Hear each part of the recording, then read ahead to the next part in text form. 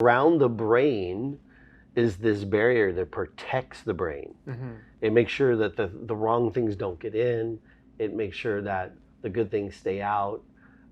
Within a very, very short time frame, within hours, we're like popping that open. And now we can have this infiltration of all of these toxins to the brain. Welcome to the Miracle Academy. This is your host, Scotty Cooper, and this is where miracles are expected.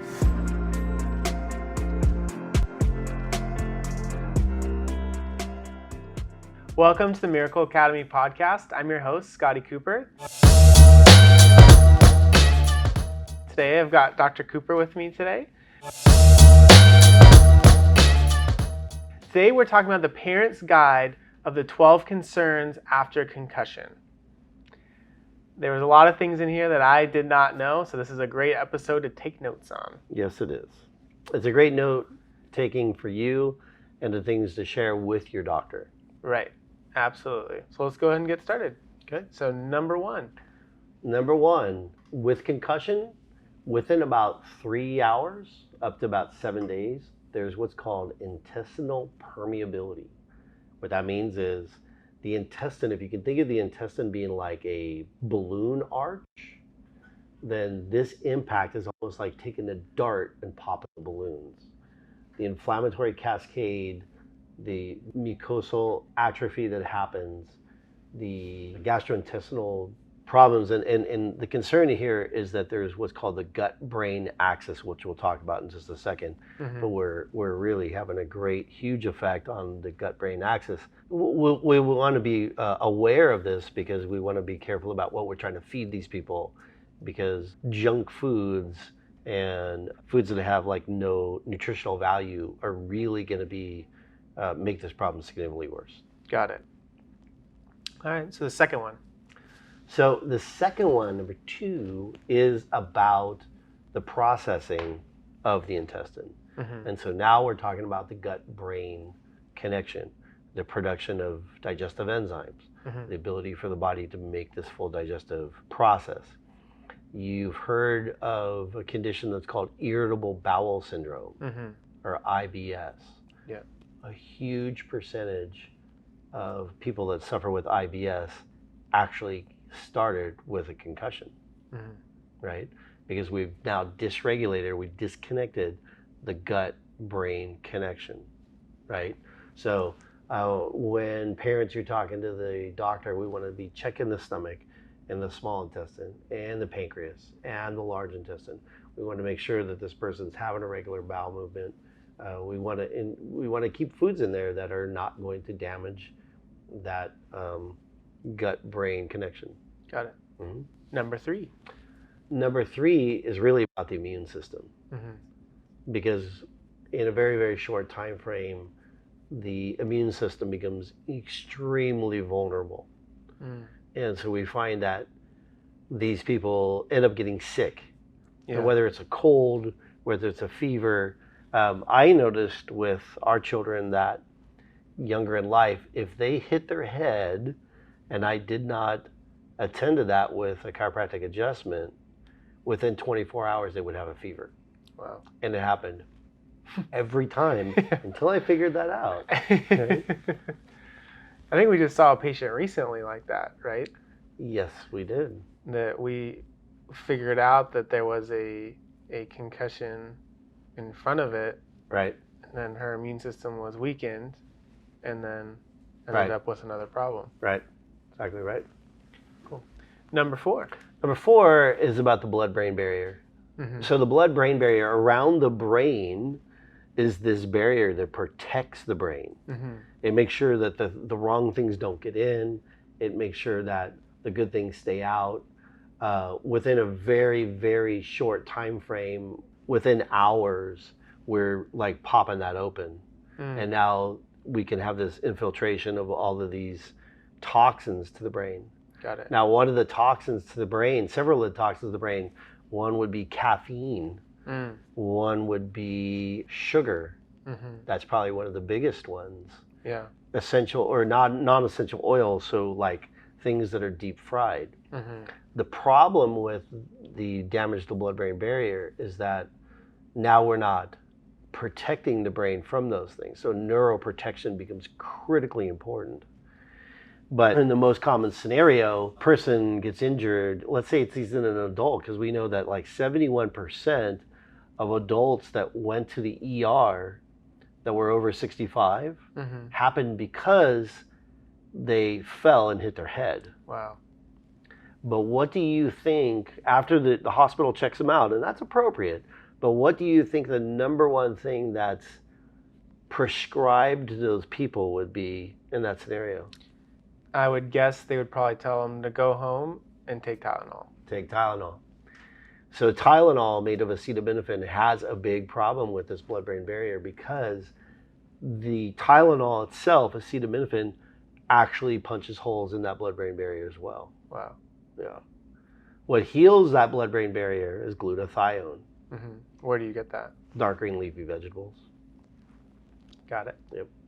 All right, number 5. Number 5 is about blood pressure.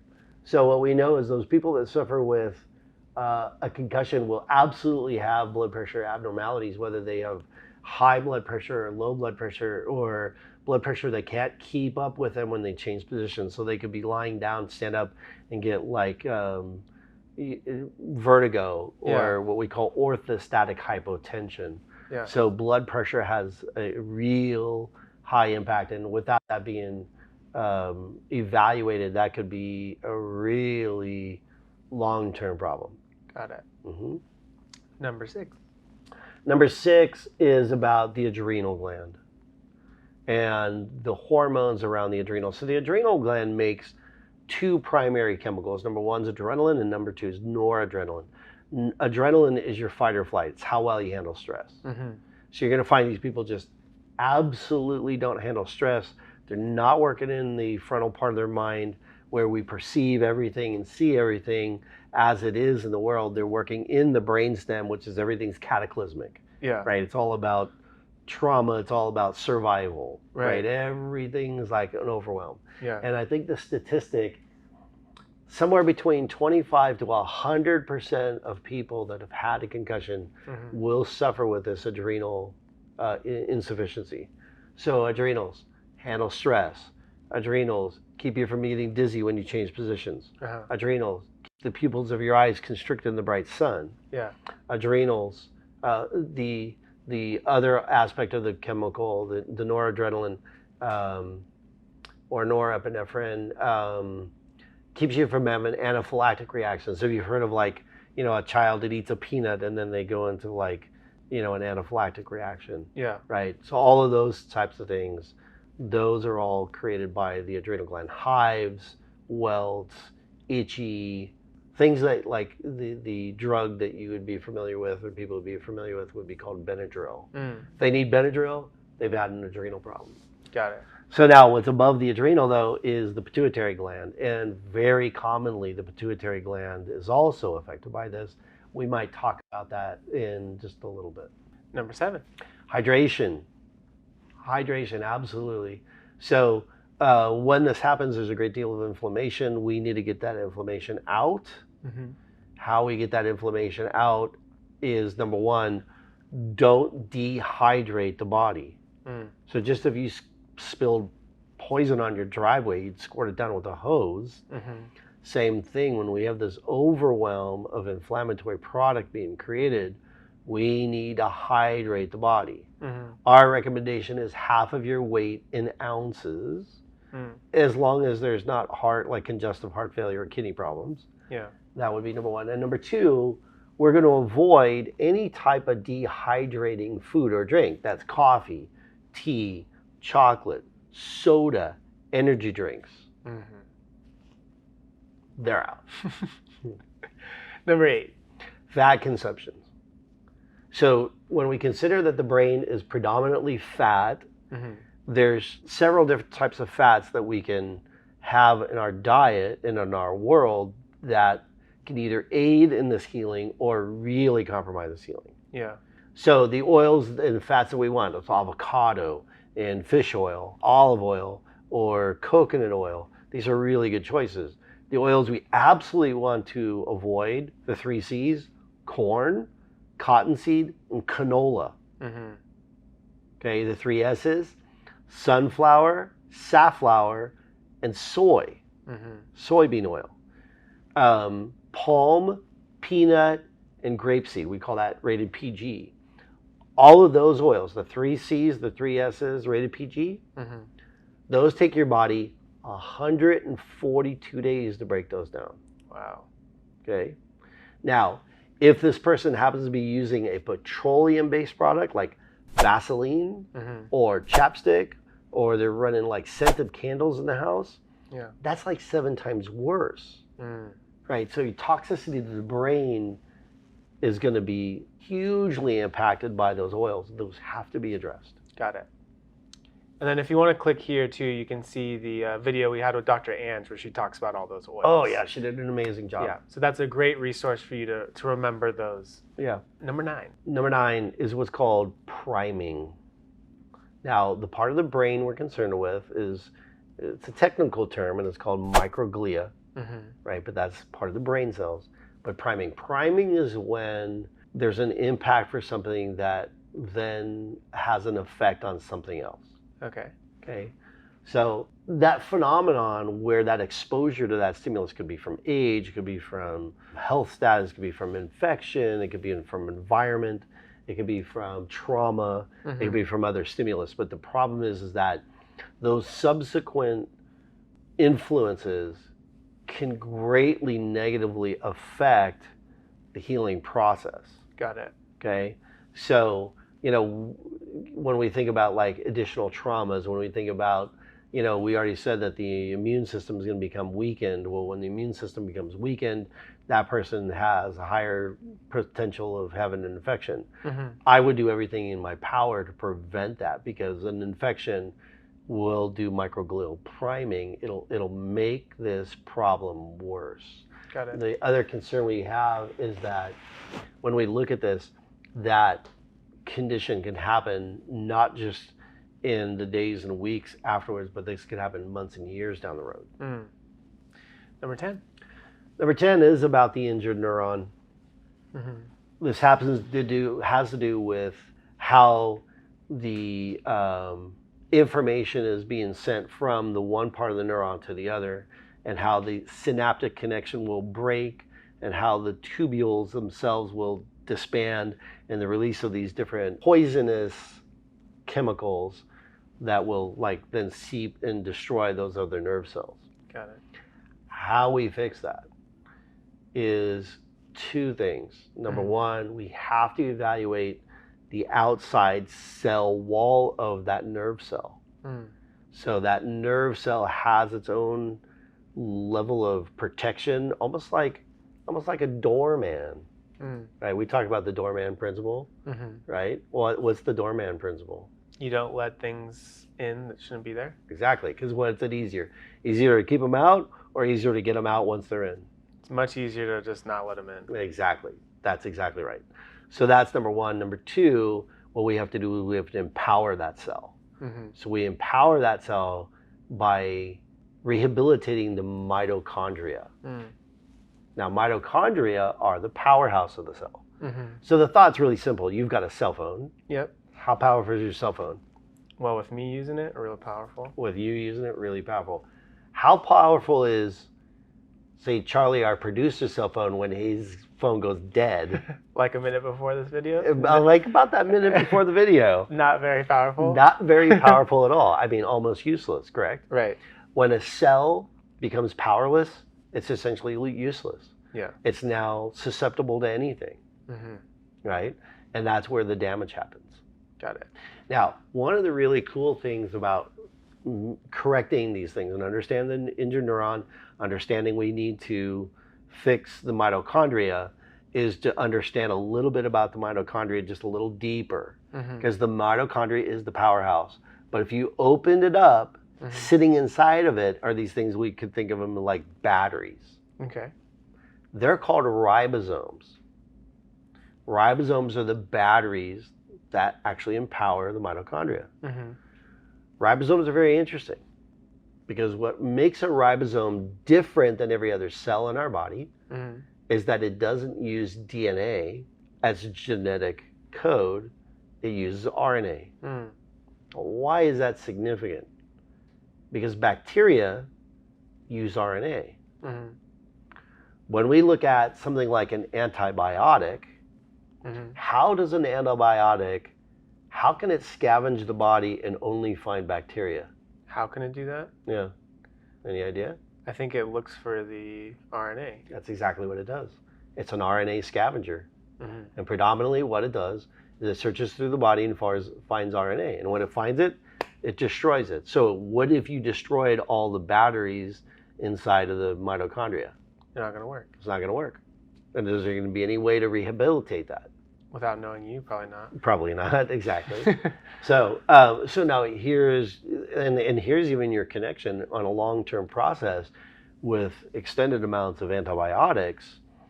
You got to understand you're weakening the mitochondria, you're destroying the ribosomes, you're weakening that cell. When that cell gets weakened, any poison that's in the body can then get into that cell and make a change. Got it.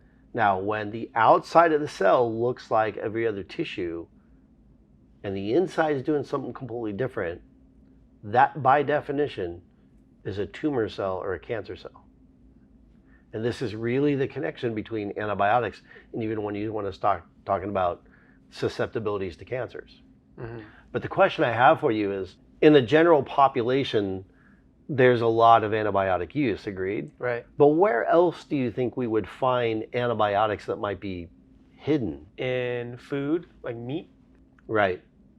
In non-organic meat, non-organic chicken, sometimes even fish. Okay, the genetically modified fish, right? So why is it we find the antibiotics, let's say, in meat or in milk? Well, I would guess that the farmer would probably give that to the cow. Right. And it would pass through to us. Right. So the essential of that, or the essence of it, is that if one cow gets sick, they all get sick because they're in like a confined space. Right. So prophylactically, the farmer would feed the animal with foods that have antibiotics in them. Once they're in them, they're going to be in the milk. Right. They're going to be in the meat. Right. You can't cook them out. Right. So once they're in the meat and then you cook the steak, guess where it is now? And guess what it's doing to the ribosomes? And guess what that's going to do to your mitochondria and what's going to happen to your brain? Right. Right. So, parents' guide to the concussion concerns, what kind of foods are we eating now? What kind of meats and proteins are we eating? Grass-fed and finished. Absolutely. Absolutely. Critically important. Number 11. Number 11 is also back to the signaling of the microglia. So we need the brain to be able to communicate. We have this thing, we call it the HPA axis. The hypothalamus sending information biochemically to the pituitary gland and then sends it to the adrenal gland. Right? Everything is connected into these systems and these signalings. When these signalings go wrong, people start having hypoglycemia because they're dysregulating their pancreas. They could become diabetic. They can become, we talked about the adrenal, a huge percentage. Now I'm not taking huge, not like 100%, but 8 to 10% of these people have their pituitary gland no longer work. Wow. Now, the pituitary gland in the woman in their childbearing years controls all of her hormones that helps her regulate her period. Luteinizing hormone, follicle stimulating hormone, and so on and so forth. So if you dysregulate that, what happens to her period? Goes crazy. Goes crazy. If that person was in childbearing years and wanted to have a child, what would happen to her fertility? Be non-existent. It'd be non-existent. So now all of a sudden this woman is struggling to have a baby because she's got no control and no signaling going on in her brain. Wow. That makes sense? Yeah. Same thing when we talk about oxygen and the oxygen content. Same thing when we talk about adrenals. We kind of talked about that. And anything that's an endocrine function has that potential. Got it. Now, can we talk about really quick what's the good news? Yeah. a word called neuroplasticity. Ooh, neuroplasticity. Great word. Neuroplasticity means that your brain rewires. So in other words, if you were on the freeway and there was a car broken down in front of you, you wouldn't pull right up to it and stay there. Right. What would you do? Go around it. You go around it. So when we put the right things back into the brain and we start handling these 12 concerns, guess what the brain does? Drive around it. Reroutes it. So then the question is, if there's been damage, let's say this is a person that had this damage 10 years ago, does that concern us? No, we just need to. Why? Because we can. Because it can reroute around it. Yeah. Right? That's exactly the key. Wow. Yeah. Very empowering. Yeah, totally cool, huh? Yeah. Last one, number 12. Number 12, depression. Depression, this is one of the big things. Almost 16 to 80% of the individuals that have suffered with a concussion or a transient brain injury, a TBI, suffer with depression, right? Athletes, there's a big statistic too about athletes that have had a concussion and then secondarily within 6 months blow out like an ACL, their levels of depression just skyrocket. We got to be really, really, really sensitive to this, because all too often there's young children and athletes and young adults, actually even older adults, taking their own life because they didn't get the depression situated and under control. So we want to check for sleep disturbances, we want to check for depression, we want to check for like pain tolerance, cognitive function, motor motions, and any other kind of psychiatric disorder. So they're all a big part of this. And if these are things that as a parent you're dealing with, what do you think needs to happen? Seek help right away. Right. Yeah, got to get some help. Got it. Yeah. Cool. So those were the 12 main things that we want to look for. Yeah. So what is your kind of recommendation for anyone battling this type of, of those 12? What would you kind of tell that person? my first thing is that you're going to have to look for somebody that's got a certification in making this correction, and there's doctors that'll be training in this very quickly.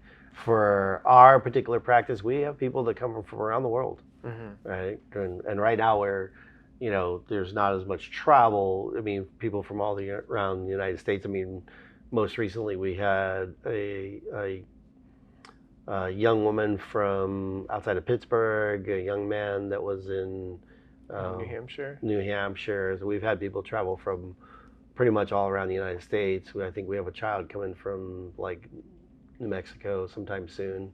So we have, these parents, just come spend a week. Yeah. That's just the easiest thing. And me and our team are highly trained in being able to resolve these problems. Yeah. Or at least begin the process of resolution so that, there's a better outcome looking forward. Awesome. Well, thank you so much for the education. I think that this was, I know this stuff, but then just hearing it again just helps solidify a lot of it for me to remember like all of those different things and how that's affected. Yeah. But thank you for being on the podcast. Yeah, you're welcome. So this is the Miracle Academy podcast. I'm your host, Scotty Cooper, and this is where miracles are expected.